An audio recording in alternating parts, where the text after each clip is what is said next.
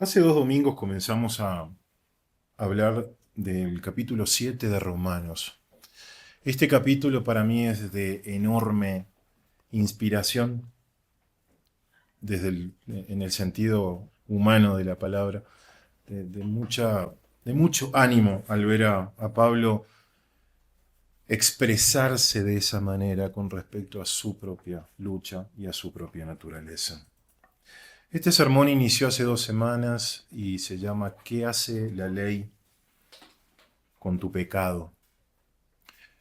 Y creo que ha sido, por lo menos para mí, de enorme instrucción y de enorme meditación al decir, bueno, ¿qué hacemos frente a todo esto que el Señor manda y que nos resulta tan difícil, por no decir imposible?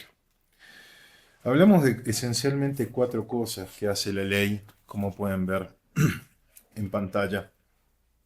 Hablamos el domingo pasado que revela nuestro pecado, revela nuestra imperfección, el alcance de nuestra depravación. Y hoy en la escuela dominical conversábamos también un poco de cómo es esa situación, ¿no?, que enfrenta el cristiano, en la cual es al mismo tiempo justo a los ojos de Dios y al mismo tiempo la realidad de que somos pecadores y lo somos muchos.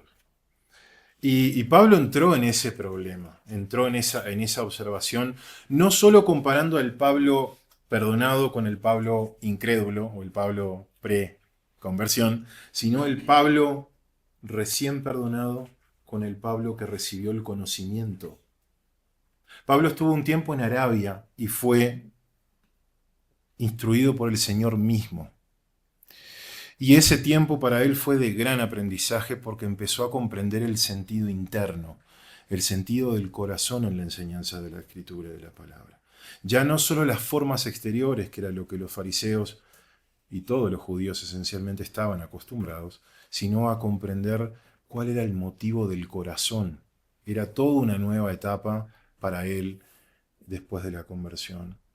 Por eso el Señor en el Sermón del Monte siempre hacía esa comparación. Oísteis que fue dicho, no matarás, pero yo os digo que aquel que se enoja con su hermano, aquel que le diga necio, aquel que le diga fatuo, está expuesto al concilio y al infierno de fuego. Entonces, tenemos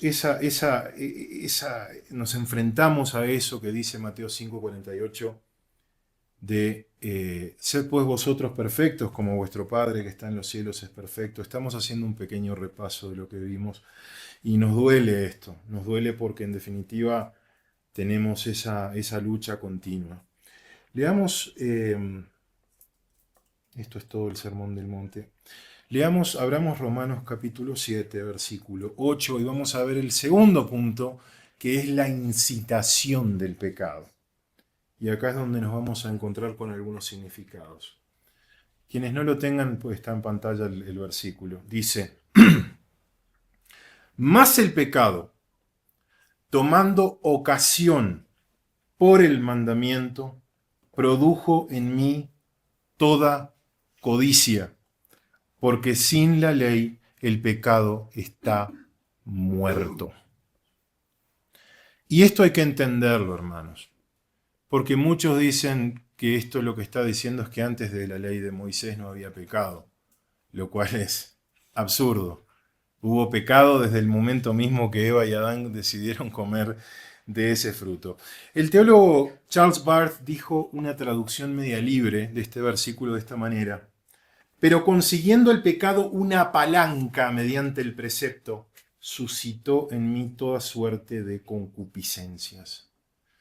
Es como que el pecado utiliza como un trampolín ese vínculo que nosotros tenemos con la norma, con la ley de Dios. Y claramente no hay pecado en la ley, hermanos. Si nosotros leemos no codiciarás, leemos no matarás, no es que la ley tiene pecado y produce pecado. Como de la misma manera no hay crimen en la legislación. Si yo leo el Código Civil o la Constitución de este país, no hay crimen en eso. Es simplemente un montón de normas de comportamiento y las correspondientes sanciones y beneficios que vienen con la obediencia. Pero si una persona, hermanos, no se ve a sí mismo, como a nosotros nos pasó, como perdida y sin esperanza, nunca va a haber la necesidad de un Salvador. Esta palabra ocasión es aformé, que significa algo así como campamento central, como base de operaciones. O sea, el pecado en nosotros utiliza esa conciencia del pecado, esa relación, para atacarnos en el sentido de incitarnos a afirmar nuestro ego. Cuando a un niño se le dice, no hagas esto, ¿qué es lo primero que el niño hace? Pensar en hacerlo. No necesariamente lo hace, pero piensa, ¿qué pasaría si lo hago? ¿No? Es como cuando se pone algo rico en el refrigerador y le dicen, no lo toques. Es como que la tentación es continuamente abrir y verlo. Hasta que, ¿qué pasa? Cede. El hombre necesita, como hoy hablaba en la escuela dominical el hermano John, necesita afirmar su orgullo y su ego y su independencia. No morirás, sino que serás como Dios, conociendo el bien y el mal. Entonces se vuelve atractivo el hecho de transgredir y de manifestar esa rebeldía. Eso es lo que hace que quebrantemos todos los pecados, no solo uno o no solo los más graves. Recuerdan que hablamos de una historia el domingo pasado, que quiero repasarla para los que no estaban, de El progreso del peregrino de Juan Bunyan, o Juan Bunyan, John Bunyan, como quieran. Un cuarto grande cubierto de polvo en la casa de intérprete simboliza el corazón humano. Cuando un hombre llega con una escoba, la cual representa la ley de Dios, y empieza a barrer, el polvo se agita en el aire y le causa una molesta sofocación a Cristiano. Eso es lo que la ley hace al pecado. Agita tanto el pecado que éste se torna asfixiante. Y así como una escoba no puede limpiar un cuarto cerrado y lleno de polvo, lo único que hace es sacudir el polvo y hacerlo más agobiante, la ley tampoco puede limpiar el corazón del pecado, sino solamente hacer que el pecado sea más evidente y fastidioso. Y es fastidioso, hermano. Sin la ley, sin que las personas, incluso los cristianos, muchos cristianos vienen exiliados de iglesias insanas, que nunca han escuchado las demandas de la ley. Es necesario que el cristiano tenga un vínculo con la ley, porque ese vínculo es lo que trae la conciencia de mi propia incapacidad para vivirlo. Y esto culpabiliza la acción, cualquiera. Y hemos visto que en personas, a veces cristianos inmaduros, está como inerte el pecado, está como ahí, como el polvo escondidito en el rincón. Y de repente cuando empezamos a escuchar la palabra predicada y a leer la palabra, empieza a levantarse eso. Y eso hace que la persona progrese, que se santifique. ¿Por qué? Porque se da cuenta lo asfixiante que es. Si no, directamente eso no se mueve. Bien. Sigamos en el versículo 11, de 9 al 11, porque ahora vamos a hablar de la destrucción del pecador. Y esto suena malo, pero tiene un sentido también que es bueno. Vamos a ver. Dice el versículo 9, yo y yo, sin la ley, vivía en un tiempo. Pero venido el mandamiento, el pecado revivió y yo morí. Y hallé que el mismo mandamiento que era para vida, a mí me resultó para muerte, porque el pecado tomando ocasión por el mandamiento me engañó y por él me mató. Es fenomenal, fabuloso lo personal que es Pablo. No está hablando de un amigo, no está hablando de otro hermano, está hablando de él. El gran apóstol a los gentiles está hablando cómo el pecado lo mató. Y como digo, esto puede ser entendido desde la órbita temporal o del periodo en el cual él era un fariseo y fue convertido. Pero a mí me suena, y hay elementos en el texto que hablan también de esa muerte del fariseo perdonado y el inicio de la conciencia de la realidad y la naturaleza interna del mandamiento. Cuando dice, tomando ocasión por el mandamiento me engañó y por él me mató. Hay una gracia que todo cristiano recibe cuando es perdonado, pero después hay un profundo pesar, hay una profunda conciencia. Cuando empezamos a leer la palabra y sentimos hambre de la palabra, una profunda mirada en el espejo del cristiano frente a lo que es.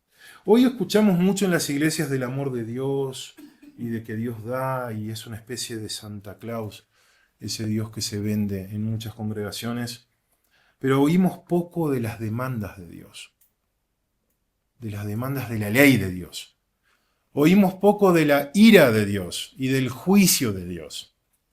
Yo siempre les digo a los chicos que nadie habló tanto del infierno de fuego como Jesús el Cristo.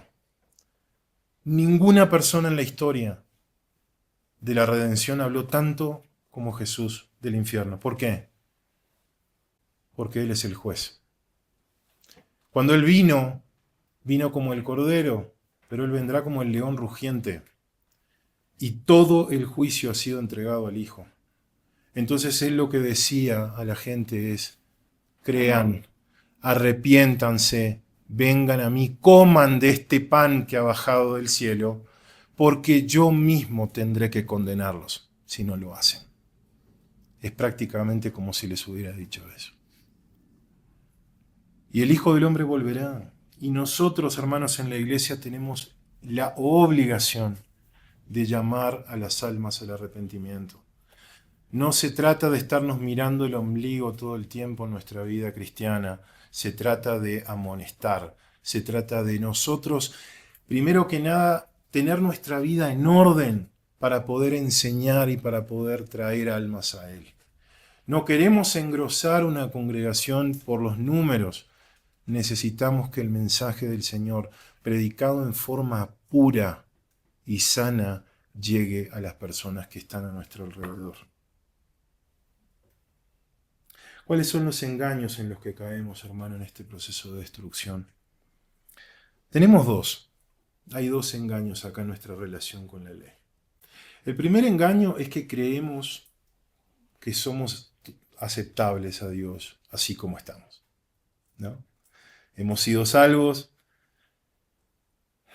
por la gracia del Señor, no tenemos de qué jactarnos.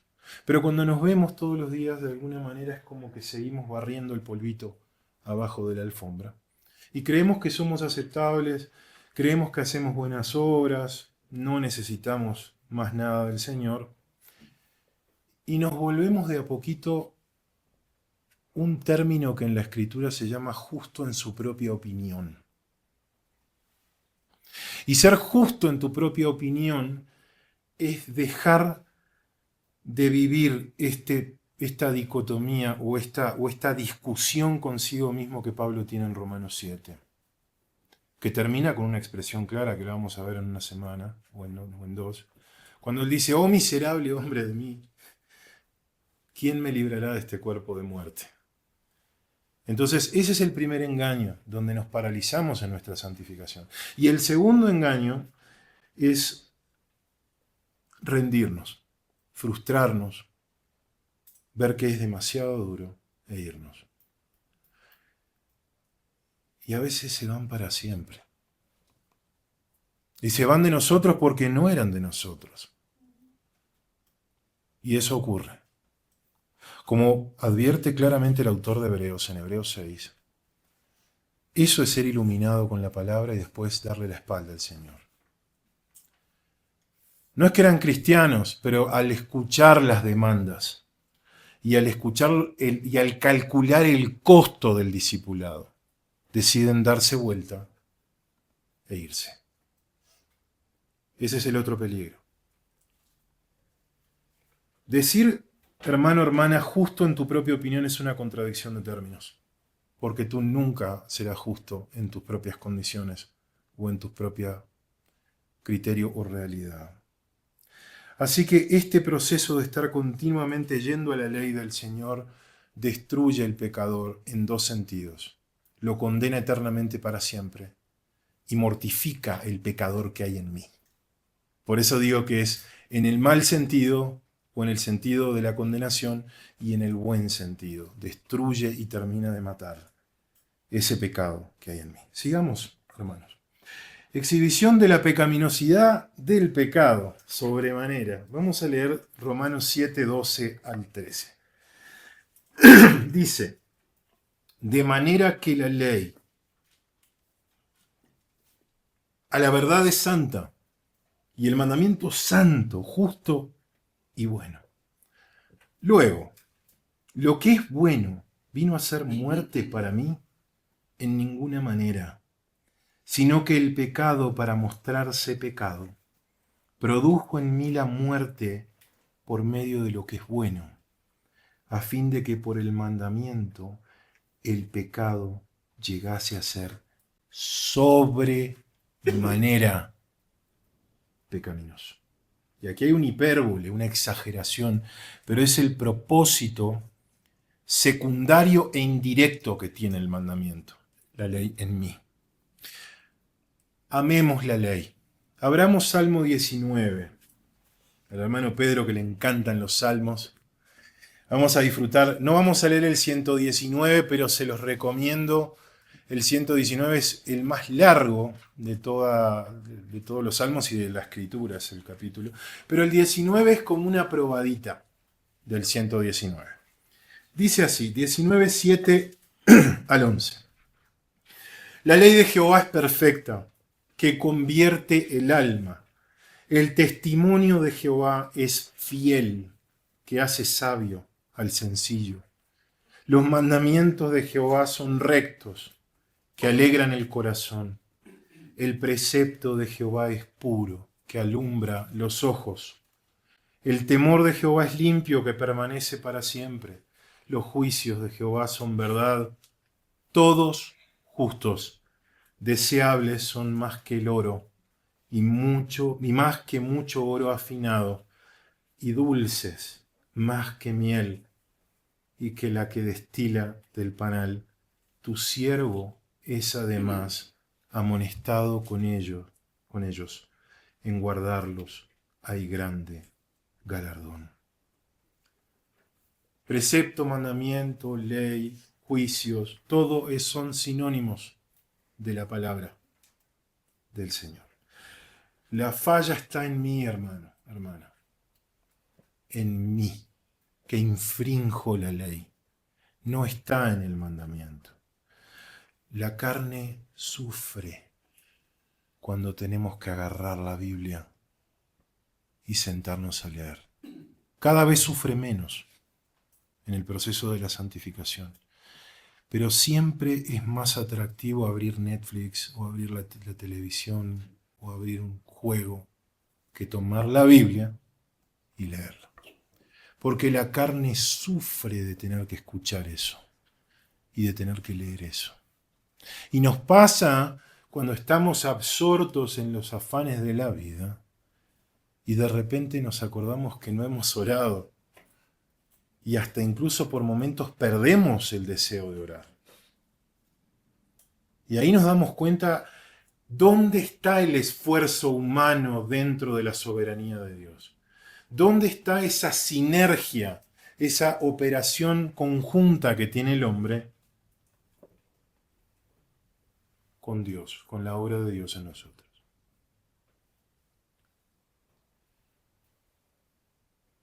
¿Por qué eso, Pablo habla de sobremanera pecaminoso? Porque nos estamos exponiendo, hermanos, al horrendo carácter del pecado. El pecado es tan horrendo, tan inmundo, que ha vuelto algo santo muerte para nosotros. ¿Se dan cuenta? Es tan pecaminoso que pervierte y menoscaba el propósito santo de la ley de Dios. incluso tuerce y distorsiona a los ojos del incrédulo el carácter de Dios. Y si no, léanle un mandamiento a una persona que defiende el aborto. Léanle Levítico a una persona que defiende los derechos de los homosexuales y de otras personas con otras inclinaciones. Satanás manipula y engaña al hombre para mostrar un Dios tirano, para mostrar un Dios odioso, un Dios completamente distinto al Dios que tú y yo conocemos, al Dios que adoramos. ¿Qué hizo Satanás con Adán y Eva desde el día 1? Con que Dios ha dicho que no puedes comer de ninguno de los árboles de este jardín. Es horrendo. La naturaleza del pecado del hombre es horrenda. ¿Y para qué sirve para ti, hermano, hermana? Te lleva a Cristo todos los días. Por eso es que leemos las Escrituras y estamos expuestos a la palabra todos los días. Porque no paramos nunca de arrepentirnos. En nuestras discusiones con nuestra esposa, esposo, en nuestros líos con nuestros niños, en nuestras decisiones financieras, en nuestras prioridades en el tiempo, estamos cometiendo pecado. Estamos viviendo en pecado todo el día. ¿Okay? Y hoy hablamos, y para cerrar, hoy hablábamos, hermanos, de la diferencia entre una iglesia y un club social, entre una iglesia y un espectáculo, un teatro donde se canta muy bien, hermosos números musicales. Y es que nosotros vivimos en el ministerio y en el sacerdocio del pecado. Yo no soy un sacerdote más de lo que tú eres. Todos nosotros tenemos acceso al trono de gracia. Tenemos el velo roto para entrar a la presencia del Padre e interceder por nuestros hermanos y por nosotros mismos de alguna forma cuando vamos con nuestras necesidades a Dios. No tengamos una iglesia, hermanos, donde venimos a mostrar una cara que no es realmente nuestra vida. Vengamos a ser amados y amarnos por lo que somos, por los tropiezos que tenemos. Un lugar donde venimos enfermos a ser sanados, porque yo también estoy tan enfermo como tú. Y necesitamos todos esa fortaleza que viene de ser parte de su cuerpo. Ni la oreja ni el pie puede decir no soy necesario o no te necesitamos. Todos nosotros nos necesitamos. Por eso, hermanos, quiero cerrar con estos dos versículos para completar. Santiago 5:16 no está en pantalla y Primera de Juan 1:9. Santiago capítulo 5 versículo 16.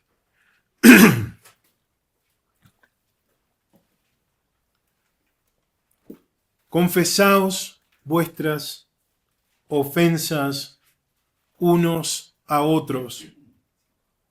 Santiago 5:16. Confesaos vuestras ofensas unos a otros y orad unos por otros para que seáis sanados. La oración eficaz del justo puede mucho. Puede, hermano, puede. Cuando nosotros nos reunimos a orar, hemos visto la mano del Señor haciendo milagros maravillosos. No creemos en un Dios que no es de milagros. Creemos en un Dios soberano que hace lo que Él quiere, cuando Él quiere. Y finalmente en 1 de Juan 1:9 dice, si confesamos nuestros pecados, Él es fiel y justo para perdonar nuestros pecados y limpiarnos de toda maldad. Limpiémonos, hermanos, y demos fruto al Señor. El Señor desea que seamos versados en la palabra, que estudiemos la palabra, pero desea mucho más que demos fruto de obras maravillosas para Él. ¿Qué nos manda el Señor en todas las secciones prácticas de las epístolas? Piedad, servicio, cuidado los unos a los otros, llamarnos, estar pendientes. Y eso creo que es lo que tenemos que hacer para que podamos nosotros vivir en más comunión con el Señor y crecer también como congregación. Que el Señor nos bendiga para permitir que la ley todos los días nos haga un poco más santos, un poco más como Él. Amén. Amén. Oremos, hermanos.